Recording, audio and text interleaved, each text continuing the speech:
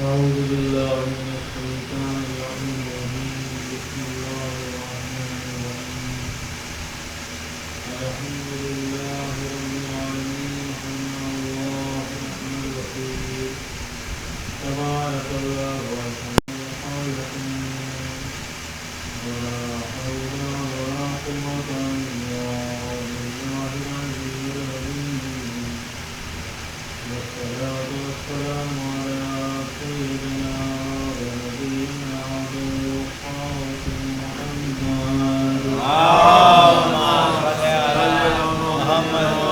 محمد وآله الطيبين الطاهرين المعصومين المهديين أما بعد فقد قال الله سبحانه وتعالى في كتابه المبين وهو أصدق الصادقين وقوله الحق بسم الله الرحمن الرحيم قل لا أسألكم عليه أجرا إلا المحدثات القربى اللهم صل على محمد وعلى محمد. उनके शायद कोई एक पैगाम हमारे बंदों और पैसा दो ला कुछ नहीं चाहिए कोई सवाल तुमसे नहीं है पूरी उम्मत से फरमाता है रसूल कह दो ला असअलकुम अलैहि अजरन इल्लल मुअद्दतातुल उर्बा कोई उजरत नहीं चाहिए कोई अज्र नहीं चाहिए कोई सिला नहीं चाहिए सिवाय इसके कि मुअद्दत क़ुरबा। आप देखिए अल्लाह के रसूल से बात कब कही गई जब अल्लाह के रसूल ने कुफ़ारान मक्का को जो इतने शदीद दुश्मन थे सबकी तरबियत की इस्लाह की इस्लाम पहुँचाया ईमान दिया और एक महज़ब कौम बना दिया दुनिया की महज़ब और करीब कौम में उनका शुमार होने लगा।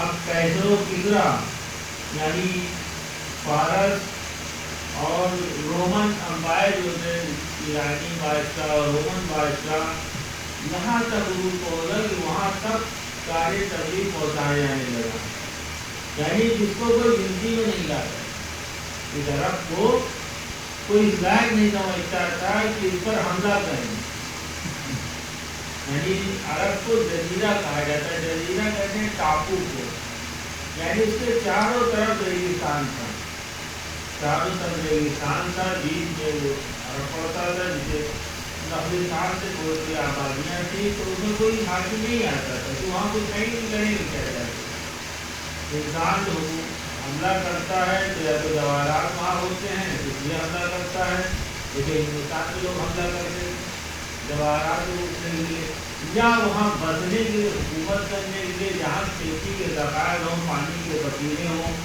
तो इंसान हमला करते तो बाद जो जितने वे पाते हुए हैं दुनिया के आप देखें उन्होंने कभी अरब का रुख नहीं किया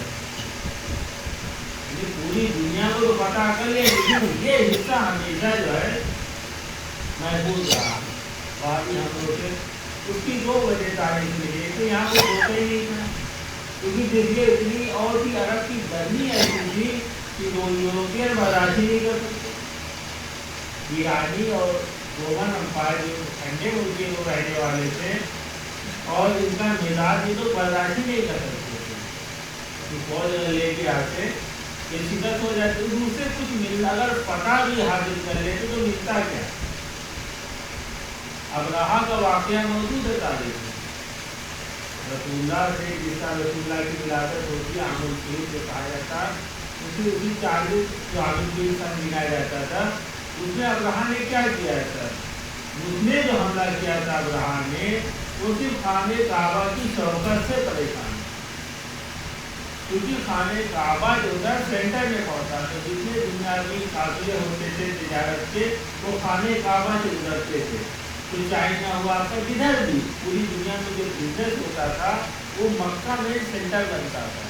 तो पूरी दुनिया के जो बिजनेस व्यापारी कहते हैं आप ट्रेडर होते वो आते थे, अपने काफिले लाते थे।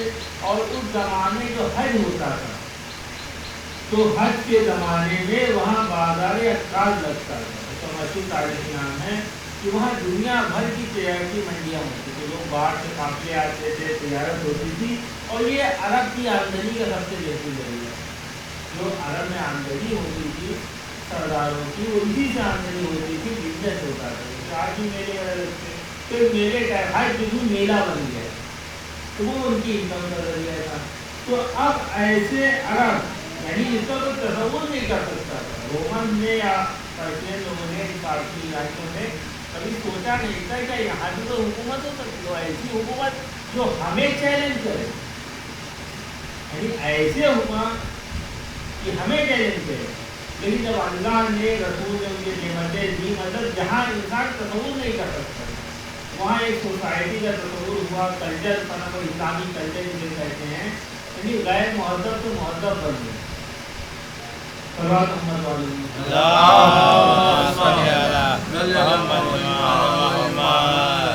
यहाँ पे छठे इमाम की एक हदीस है कि इंसान जो है जिसे हलाल और हराम में फर्क नहीं मालूम, छठे इमाम फरमाते हैं जिसे हलाल और हराम में फर्क नहीं मालूम है वो गैर मुहद्दब। अब ईरानी किसे मुहद्दब और गैर मुहद्दब समझ रहे थे हमें नहीं मालूम। रोमन अम्पायर किसे तहजीब याफ्ता या बद तहजीब कह रहे, जिसे कहें कल्चर या अनकल्चर अनसिविलाइज किसे कह रहे थे। लेकिन जो छठे इमाम फरमाते हैं, दुनिया का जो सबसे बड़ा स्कॉलर इस्लामी माने जाते हैं अकली तौर पर, मतलब आप मजहबी की हैसियत छोड़ दीजिए, हमारे अकीदे के एतबार से मालूम है, तो पूरी दुनिया में अगर कोई ऐसा है जिसको पूरी दुनिया तस्लीम करती है इन्हीं एतबार से, वो छठे इमाम की जाते जाते हैं।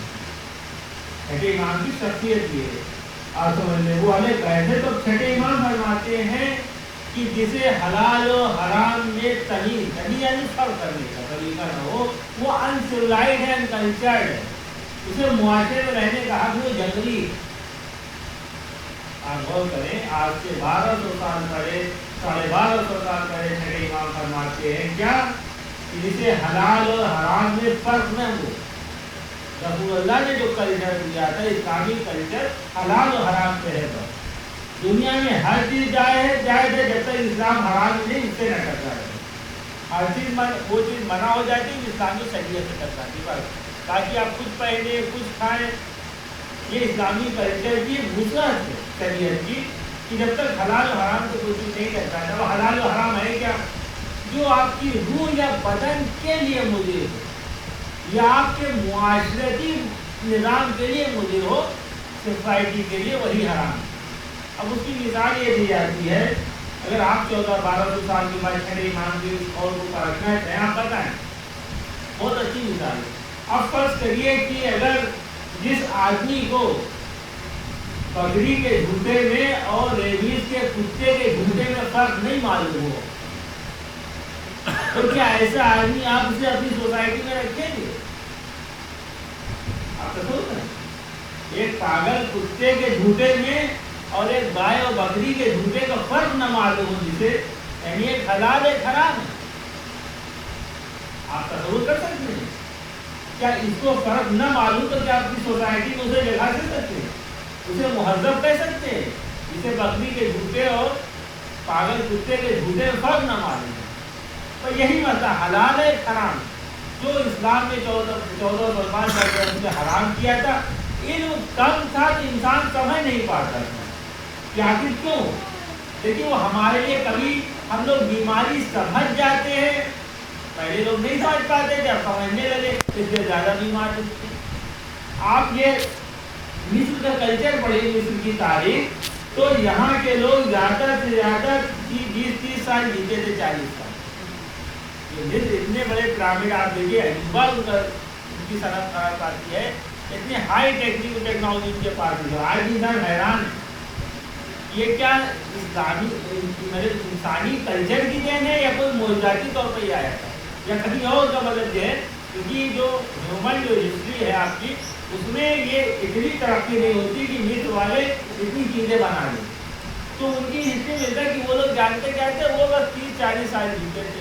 تو اس میں تحقیق کی معنی کے سب وہ میٹھا بہت کھاتے تھے, وہ میٹھا بہت کھاتے تھے, اس سے وہ ڈائبیٹک ہو جاتے تھے, اور ڈائبیٹک آدمی میٹھے پہ میٹھا کھاتے تھے, جس وجہ سے ان کی زندگیاں کم ہو جاتی تھیں, یعنی ان کی جہالت کی وجہ سے. اس زمانے میں ایسا کچھ ہے. اب وہ تحقیق تو آج بتاتے کہ آگے ایسا کیوں ہوتا تھا. یہ 30-40 سال سے زیادہ نہیں, اتنے قوی تھے, اتنے دماغی تھے, اتنے محنت کے سرم کرتے, اتنے ٹیکنالوجی کے پاس تھے, لیکن زندہ اتنا کیوں نہیں رہ پاتے تھے. زیادہ تر آدمی جو ہے 30-40 سال میں مر جاتے تھے. کیوں؟ کیونکہ وہ میٹھا کھاتے تھے, میٹھے کا کچھ کھاتے نہیں. تو عزیزان آپ غور کریں کہ آج اللہ کے رسول نے جو نظام بنایا, جو اسلام کو نظام دیا جسے سیرت رسول کہتے ہیں, اس میں دنیاوی فائدے ہیں اور اخروی فائدے ہیں.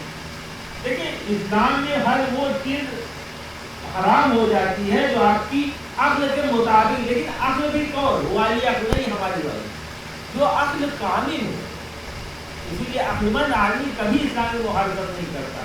اسی لیے اللہ کے رسول نے 1400 سال میں چیلنج کیا تھا, جو سیرت چیلنج آج بھی بنی, جو اللہ کے رسول نے پاک کہہ دیا تھا آج بھی پاک ہے, جسے نجس کہا تھا آج بھی نجس. ایسا نہیں کہ آج آپ اسے پاک کر ڈالیں, ایسا نہیں ہو سکتا.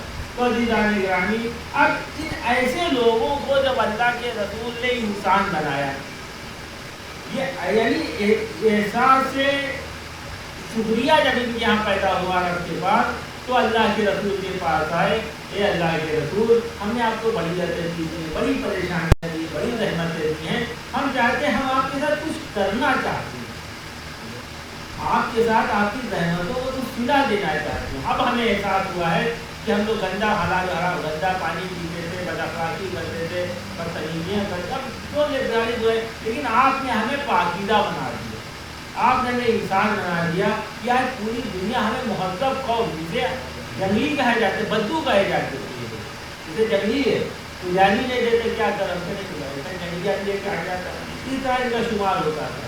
تب لڑاکے بہت زبردست تھے, مجھے آدمی ایسے لڑاکتے تھے کہ مطلب سمجھیے کہ اگر ایک اونٹ دوسرے کی گھاس کھا لے تو اسی پہ لڑائی شروع ہو گئی.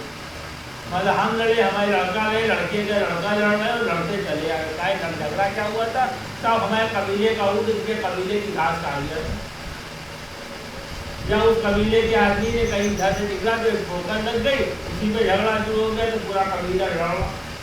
ایسے مطلب غیر محرم لوگ اپنی بیوقوفی کی تھی اور جن میں لڑا کرتے تھے, اس بدو ٹائپ کی, جنگلی ٹائپ کے.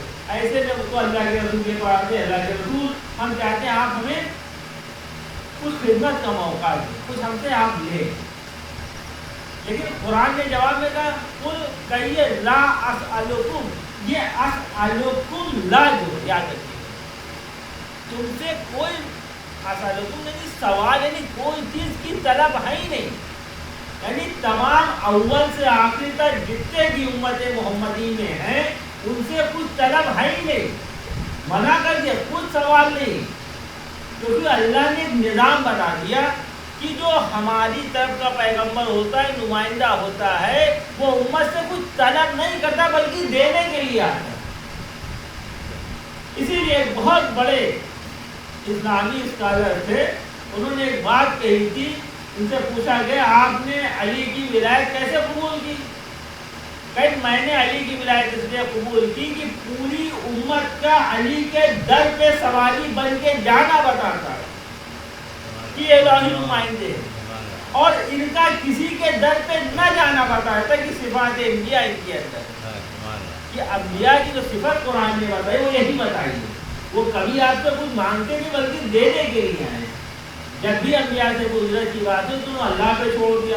لیکن یہ پیغمبر جو ہیں وہ کہتے ہیں ہاں اگر کچھ دینا ہے مودت قربا, مودت قربا, اگر کوئی گزرت ہو سکے تم دینا چاہتے ہو تو میرے قرابت داروں کی مودت ترجمہ. لیکن اصل میں یہ نہیں ہے, بلکہ اگر قرآن ہم ترجمہ کریں تو یہاں سے فاطمہ زہرا سلام اللہ علیہا کے فضائل سامنے آتے ہیں. قرآن محمد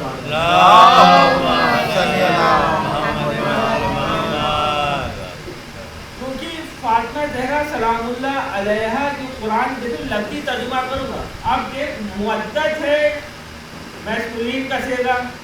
دیکھیے عربی میں جو ورڈ ہوتا ہے وہ ایک ہوتا ہے, سنگل ہوتا ہے, پھر ڈاؤن ہوتا ہے, پھر پلورل ہوتا ہے. یعنی واحد ایک کو کہتے ہیں, تثنیہ دو ہوں گے تو تثنیہ, پھر اس کے بعد جو ہے پلورل کی شروعات ہوتی ہے. عربی میں ایک دم سے ایک اور دو, یا ہندی میں تو ایک اور بہت سے ہو گئے, لیکن عربی اور سنسکرت میں بھی ایسا ہی ہے. تو اس کے بعد جو ہوتا ہے کہ سنگل ہے, پھر ڈاؤن ہے, پھر پلورل ہوتا ہے. تو یہاں قرآن اگر ہم لفظی خالی قرآن کا ترجمہ کریں گے کہ وہ مودت ہے, اور یہ مودت لفظ ہے یہ فیملی سے ہی آتا ہے. یعنی عورتوں کے لیے الگ صیغہ ہوتا ورڈ ہوتا ہے, مرد کے لیے الگ صیغہ ہوگا. ایک عورت ہے تو الگ ورڈ ہوگا, دو عورتیں ہیں تو الگ ورڈ ہوگا, دو سے زیادہ عورتیں ہیں تو تیسرا ورڈ ہوگا. سمجھ گئے؟ ایک ورڈ میں اسی طرح اگر مرد ایک ہے تو ایک ورڈ, دوسرا دو اور آدمی ہے تو دوسرا لفظ آئے گا. اگر دو سے زیادہ ہے تو جمع یعنی پلورل کا ورڈ دوسرا. اس سے آپ بالکل عربی زبان کی فصاحت و بلاغت بھی ہے. اسی لیے اللہ نے کہا ہم نے عربی میں قرآن کو نازل کیا, کیونکہ یہاں سے اہل بیت کے جتنے فضائل سامنے آتے ہیں کسی اور زبان میں آ ہی نہیں سکتی عربی. اب یہاں جب ہم ترجمہ کریں گے تو خداوند عالم نے کہا کہ کوئی اجرت نہیں چاہیے سوائے اس کے کہ مودت قربا. اچھا مودت قربا لفظ کیا جب عربی ہم دیکھتے ہی دیتے ہیں, مودت بھی سنگلر ہے یعنی واحد ہے, اور قربا بھی واحد ہے. اب یہ بنتا کیسے ہے؟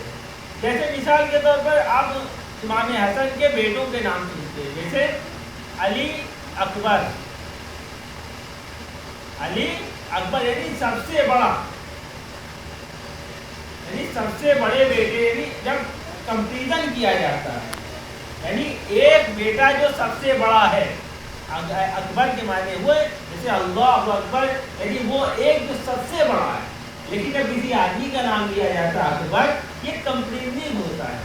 اسی اوسط پھر علی اکبر یعنی جو سب سے, اس کا جو وزن ہوتا ہے اسی طرح سے.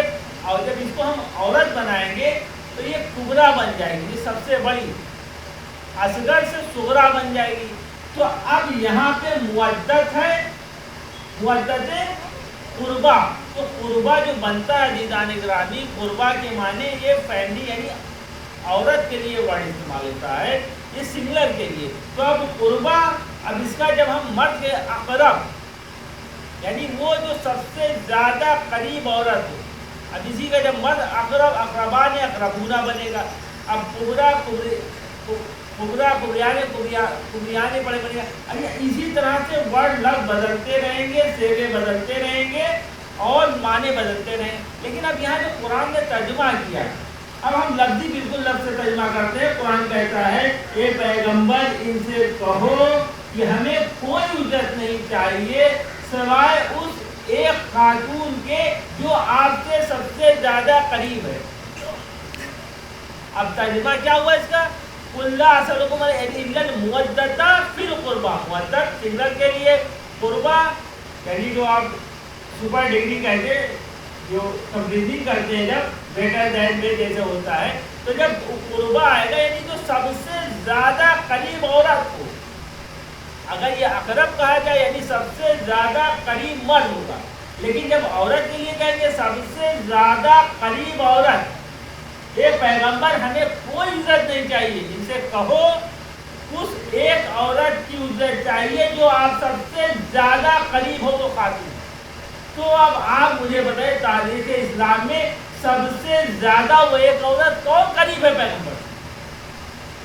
اللہ قرآن نے نام نہیں لیا لیکن صفات بتائے, صفات جو سب سے قریب پیغمبر سے ایک خاتون ہو. وہ خاتون کون ہے؟ تو آپ جب تاریخ اسلام میں تو سوائے فاطمہ زہرا کے کوئی نظر ہی نہیں آتا. بیٹی سے زیادہ کوئی قریب. اگر بیوی کی بات کریں تو بیویوں میں ماشاءاللہ سے 9 بیویاں, پیغمبر کی موت 11 تھی, 9 تو زندگی میں تھی. تو بیویاں قریب نہیں, ایک ہی بات ہوئی, ایک خاتون جو سب سے زیادہ قریب. تو بیوی ویسے بھی نہیں آتے, بیوی کو طلاق پیغمبر نے طلاق بھی دی ہے, طلاق دیا تو وہ نامحرم ہو گئی, دوسری کی بیوی بن گئی, تو قریب کہاں ہے. لیکن بیٹی ایسی ہوتی ہے, بیٹی ایسی ہوتی ہے کہ جو جو سب سے زیادہ قریب ہوتی ہے میراث میں مالک ہوتی ہے، اور شرعی قانون ہے کہ آپ اگر آگ بھی کر دیں تو آپ کو میراث سے محروم، کیونکہ اس کا حق ہے، وہ آپ کا ایک حصہ ہے، دنیاوی نظام میں اس کا حق بنتا ہے۔ عزیزان گرامی، اب جو اس آیت کا ترجمہ ہوگا کہ رسول کچھ نہیں چاہیے، کوئی اجرت نہیں چاہیے سوائے اس خاتون کے جو آپ سے سب سے زیادہ قریب ہے، وہ سب سے زیادہ قریب ہے جو کیسا میں نظر آتی ہے۔ صلوات محمد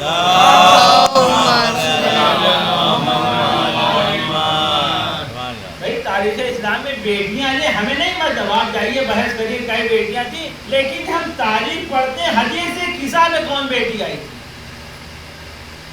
حدیث قصہ میں جس کے لیے آئے تطہیر آئی وہ کون بیٹی تھی؟ ہوا کرے بیٹیاں، لیکن بیٹی ہونا فضیلت تھوڑی ہے، فضائل ہونا فضیلت ہے، کمال ہونا فضیلت ہے۔ پھر اس کے بعد دیکھیے کون ایسی بیٹی جس کی پیغمبر تعظیم کرتے تھے کھڑے ہو کے؟ ہوں گی بیٹی، ہم بحث نہیں کرتے، چلیے آپ کی بات ہے، آپ جانیے تاریخ طے کریں کتنی بیٹیاں تھیں، لیکن ہم نے جو دیکھا صرف ایک فاطمہ زہرا تھی جس کے لیے پیغمبر کھڑے ہو جاتے تھے۔ گھر بہت سے تھے ہو سکتا ہے، لیکن ہم نے جب تاریخ میں دیکھا تو فاطمہ زہرا کے در پہ رسول اللہ جاتے تھے، السلام علیکم اہل بیت النبوہ کہہ کے خطاب کرتے، کسی اور دروازے پہ جا کے خطاب نہیں کرتے۔ تو اس سے جو قرآن صاف صاف جو اجر رسالت قرار پاتا ہے وہ فاطمہ زہرا کی ذات گرامی قرار پاتا ہے۔ ایک بات ہے، اب ایک اصل میں بات آتی ہے کہ خدا بند عالم کے جو نبی تھے انہوں نے جتنی اذیتیں برداشت کی ہیں، اتنی اذیتوں کے بعد جو ان کی جو اجرت قرار پاتی ہے وہ فاطمہ زہرا کیسے قرار پاتی ہے؟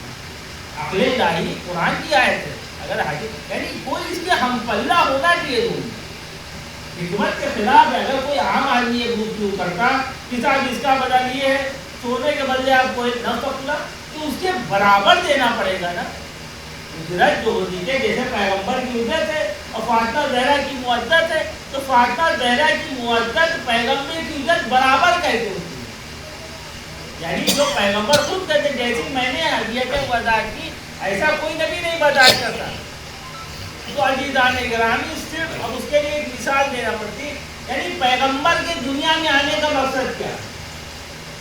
پیغمبر کے دنیا میں آنے کا مقصد کیا؟ اللہ نے جو اپنے نبیوں کو بھیجا 1,24,000 نبیوں کو، وہ بندوں کی ہدایت کے لیے۔ اچھا ہدایت کس لیے؟ صراط مستقیم پہ سلامتی سے گزر کے جنت میں پہنچے۔ پیغمبروں کے آنے کا مقصد دنیا میں ہے کہ بشر، ابو البشر کی اولاد یعنی انسان، ہم لوگ صراط مستقیم کو آسانی سے طے کر کے جہاں سے آئے تھے جنت میں واپس وہیں چلے جائیں۔ 1,24,000 نبیوں کے آنے کا مقصد جو زحمتیں اٹھا رہے، آرے سے کاٹے جا رہے، پیاسے مارے جا رہے ہیں، قتل کیے جا رہے ہیں، ستائے جا رہے ہیں، ان کا مقصد صرف اور صرف یہ ہے کہ امت کسی طرح سے نجات پا جائے۔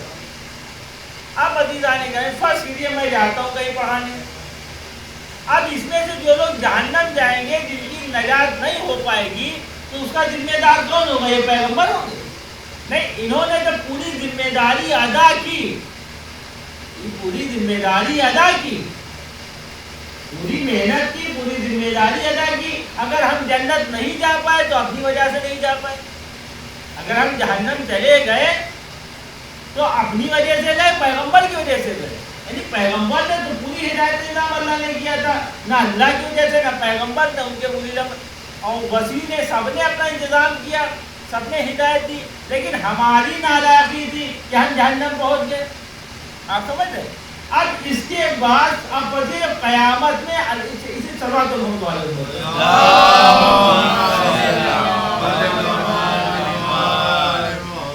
ابو حمزہ شمالی میں چوتھے امام ایک دعا فرماتے، بھائی لمبی دوست ہے، ایک ٹکڑا، پروردگار اگر تو مجھے معاف کر دے گا تو تیرا رسول خوش ہوگا۔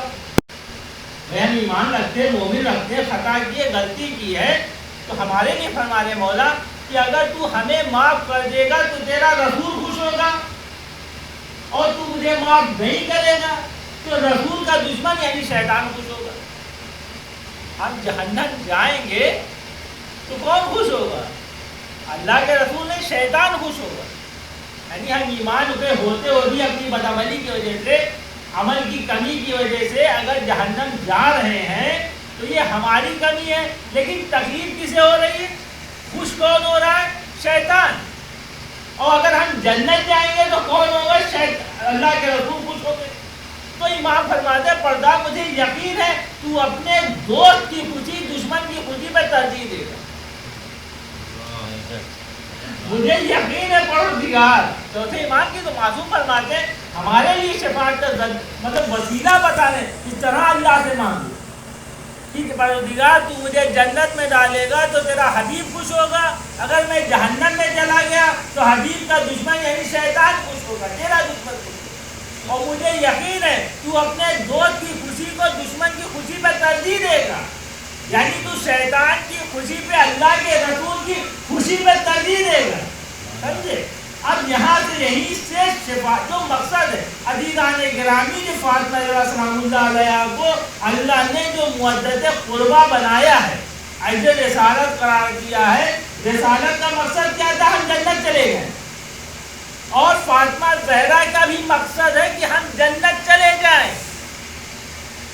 مثال کے طور اللہ کے رسول جب ہم قیامت میں جائیں گے عزیزان گرامی، فرض روایتیں بنتی جب ہمارے یہاں کیوں اللہ فاطمہ زہرا شفاعت کیوں کریں گی؟ کیونکہ انہیں شیطان سے زیادہ اپنے بابا سے محبت ہے. جب اللہ ایسا ہے تو کیا فاطمہ زہرا ہی نہیں؟ اگر ہم جنت جائیں گے تو اللہ کے رسول خوش ہوں گے کیونکہ ہم حسین کے ماننے والے ہیں، کیونکہ نام حسین لینے والے. اور اگر ہم جہنم چلے گئے تو کون خوش ہوگا؟ شیطان خوش ہوگا.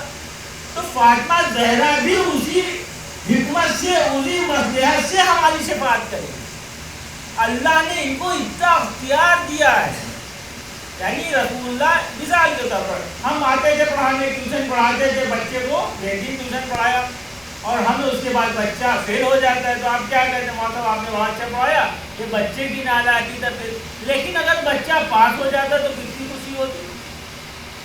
بھائی ہماری اجرت تو مل گئی، ہماری تنخواہ مل گئی ہم کو، لیکن وہی بچہ جب ڈٹینشن پاتا ہے، میرٹ میں آتا ہے تو ٹیچر کو کتنی خوشی ہوتی ہے. وہی بچہ جب فیل ہو جاتا ہے اس کو تنخواہ وہی مل رہی ہے، تنخواہ وہی مل رہی ہے، فائدے وہی ہے. لیکن جب بچہ کامیاب ہو جاتا ہے تو ٹیچر کو خوشی الگ سے ہوتی ہے. وہی بچہ جب ناکامیاب ہوتا ہے تو ٹیچر کو اذیت ہوتی ہے کہ کاش یہ پاس ہو جاتا. یہی پیغمبر کا عالم ہوگا اپنی امت کو قیامت میں دیکھ کے کہ کاش کی امت پاس ہو جاتی، کاش کی امت. اب اس احساس کو جب فاطمہ زہرا محسوس کریں گی تو جب محشر کا سما ہوگا، روایت بتاتی ہے جب حساب و کتاب ہو چکا ہوگا، جنت والے جنت کی طرف جا رہے ہوں گے، جہنم والے جہنم کی طرف جا رہے ہوں گے، تو ایک آواز آئے گی کہ محشر والوں آنکھیں نیچی کرو، ایک خاتون تشریف لائی. وہ کون ہے؟ رسول اللہ کی بیٹی آ رہی. اللہ اکبر، رسول اللہ کی بیٹی آ رہی ہے. محشر احترام سے رک جائے گا، لوگ نظریں جھکا لیں گے. اب اللہ کے رسول کی بیٹی آئیں گی، وہ کہیں گی صرف فریاد کریں گی، پالنے والے میں ایک معاملہ لائے ہوں، قدرت ہدایت قدرت فاطمہ کہو کیا کہنا چاہتی. تو فاطمہ زہرا فرمائیں گی اے پالنے والے مجھے اتنا جاننا ہے میرے بیٹے کی خطا کیا تھی، میرے بیٹے کی خطا کیا تھی، میرے عباس کی خطا کیا تھی. دو بازو لے کے آئیں گی. اللہ اکبر. یہ کس کے لیے؟ شفاعت کے لیے ہماری.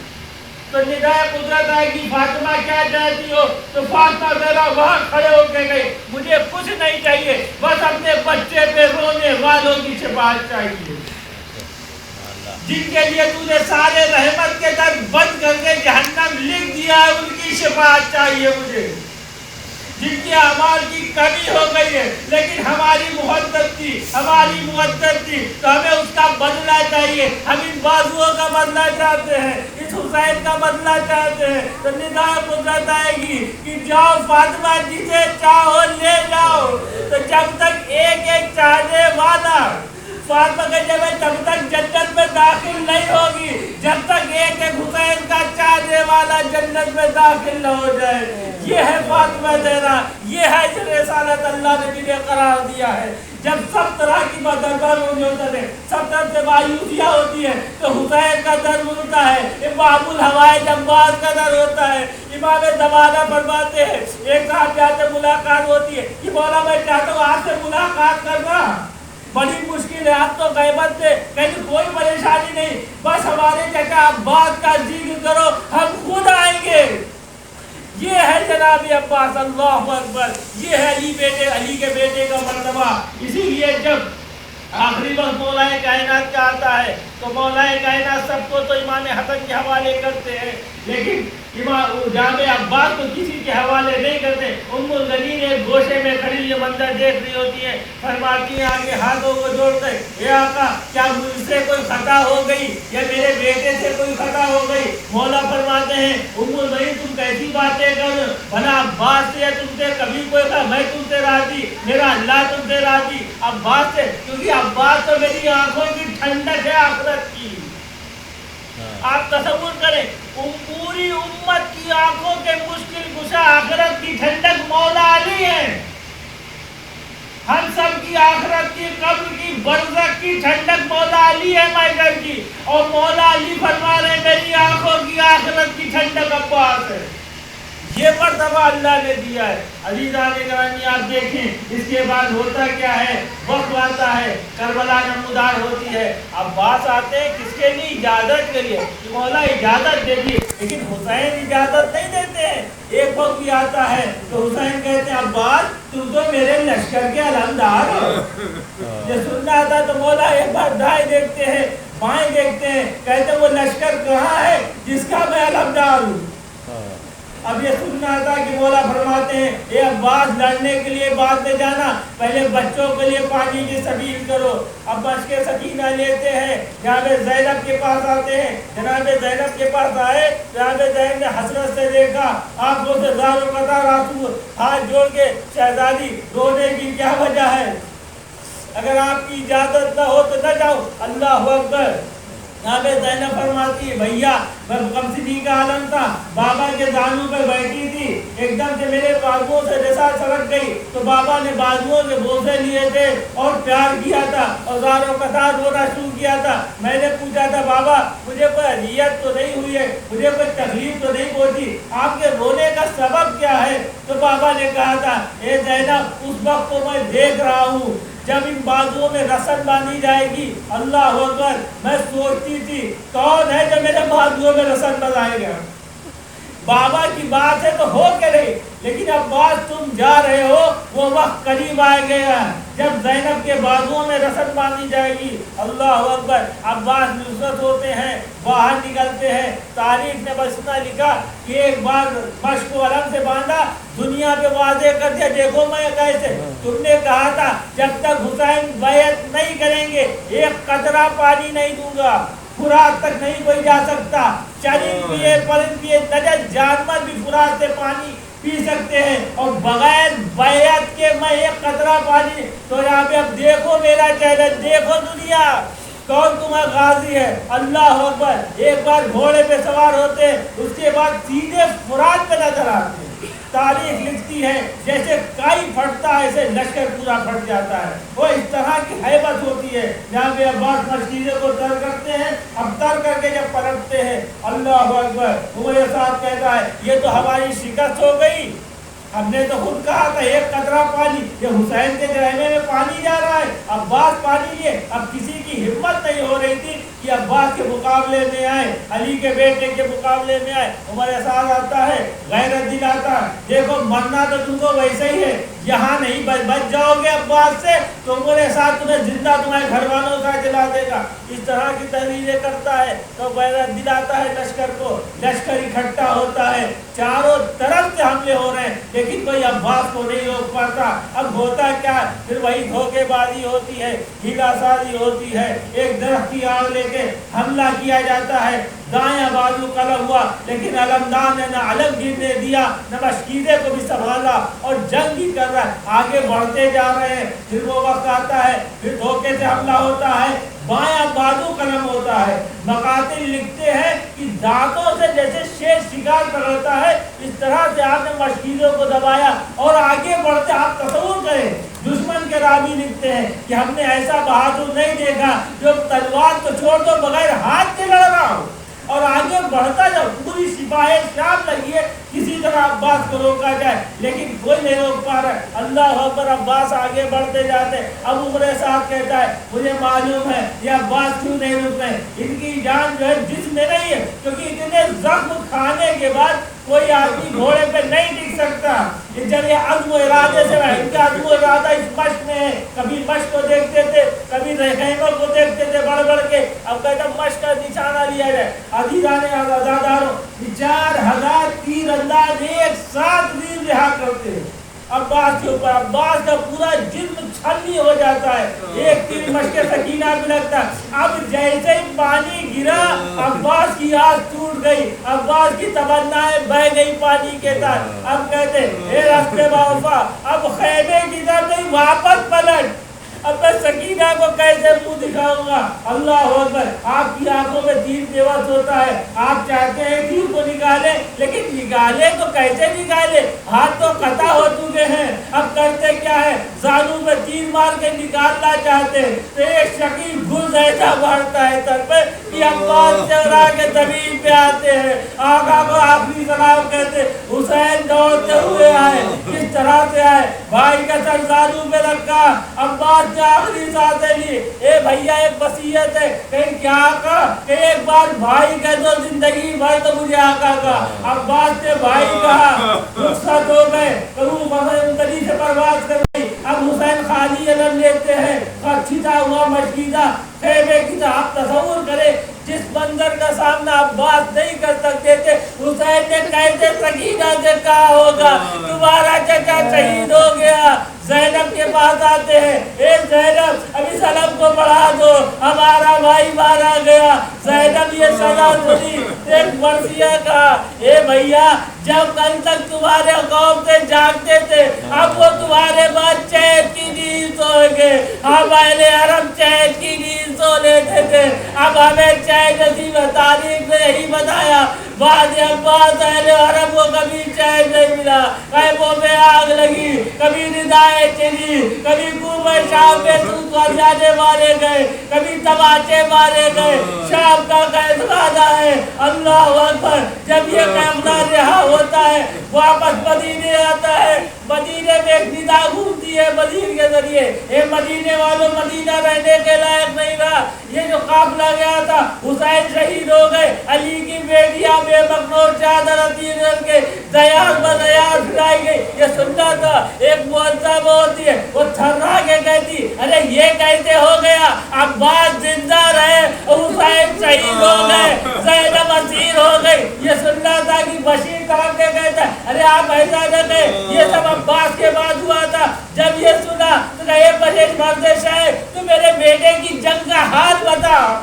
اب بشیر بتانا شروع کرتا ہے کہ آپ کے بیٹے نے کیسے جنگ کی تھی, کیسے دریا میں قبضہ کیا, کیسے پلٹا.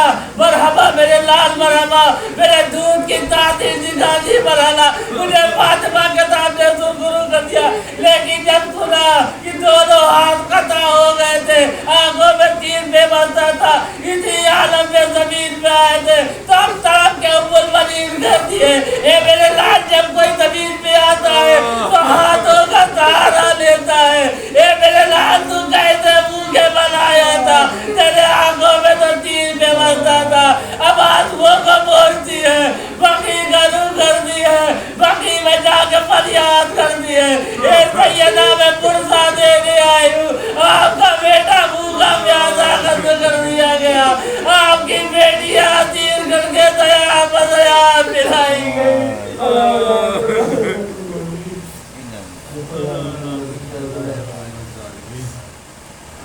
گزارش ہے یہ درہم کا 3 برسول چوبی کی کلاس کانٹر کی محنت کے ساتھ ہمارے ادا خانے کی خدمت کی ہے. ہمارے درمیان نہیں